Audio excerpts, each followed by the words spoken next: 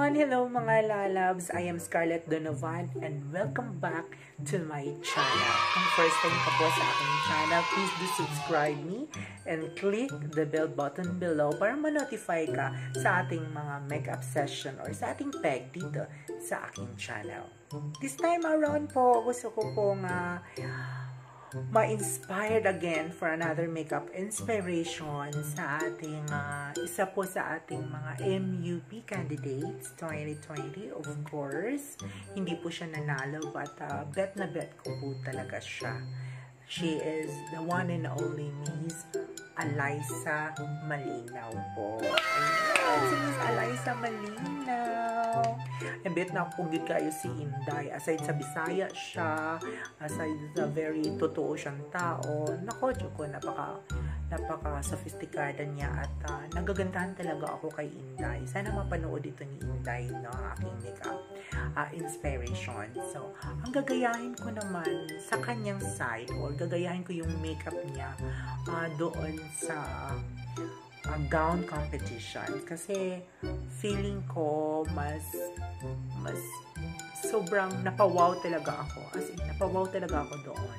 Napawaw naman ako sa lahat ng kanyang performance, but anyway, doon talaga sa gown, oh my god, Diyosang Diyosa si Ludi. Ayan, so let's start. Huwag niyo pong kalimutan before starting talaga doing the foundation and starting to do the makeup, cleanse your face, tone your face, and moisturize your face.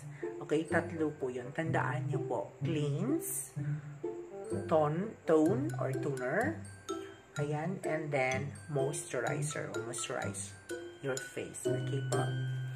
Okay, let's start. Of course, natapos ko na po dito sa face ko. Lahat na po yung procedure na yun, natapos ko na. And dive into the makeup itself naman po. Ayan.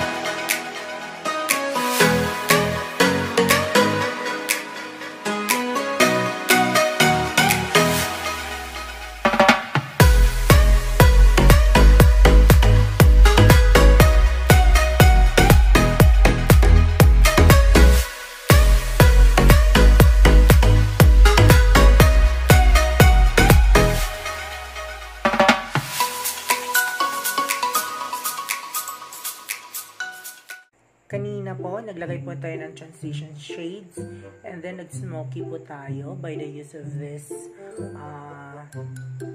two shades. Ayan, ito po yung transition natin. Ito po yung isang dito sa may smoky part ko. And then maglalagay na po tayo ng parang gold shadow. Ayan, hindi ko po alam ang pangalan dito. Basta dito po yung palette na ginamit ko. So, dito po.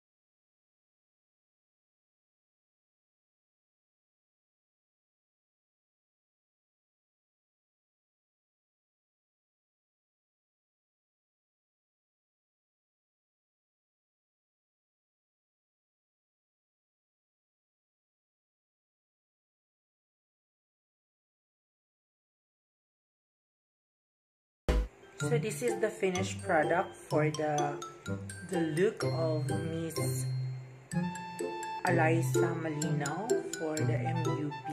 Maputi lang talaga ako sa kanya, kaya medyo ang impact sa akin medyo pinkish or something. Pero brown na ang nilagay ko talaga dito. Parang medyo brown na talaga siya. At saka nag-nude ako, parang pink pa rin para sa dito sa light. But kung makakita kayo ng medyo ganitong color na medyo dark ng konti, beige talaga ng beige, super beige. So, you can do that. So, ayan na nga. Ito, pulido din ng kilay ni Inday. So, maglalagay lang ako ng parang black dito kasi blondie ako. So, magsusuot tayo ng ating Filipiniana and then ang aking wig. Let's see kung ano ang mangyayari sa look na ito. Okay? Let's see.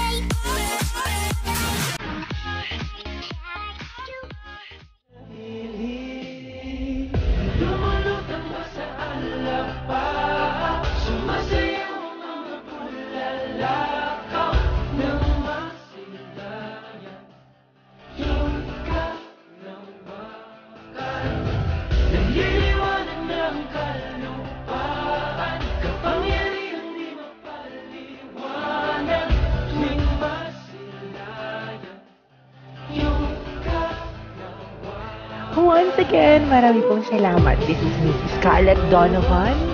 This is the makeup inspiration po of Miss Eliza Malinaw, MUP 2020. Pag-ibig ba'y pula?